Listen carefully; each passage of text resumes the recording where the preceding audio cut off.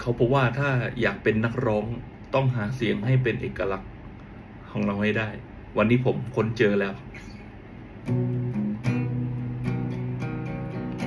หากชีวิตคือการดิ้นรน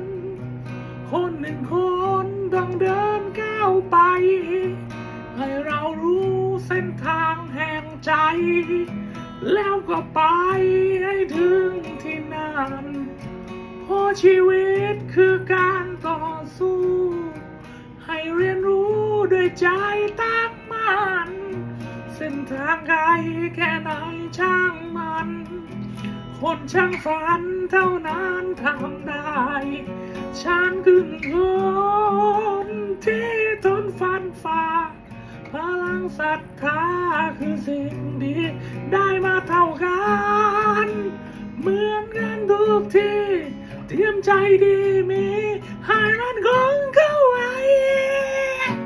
โอ้โหไอ้บ้า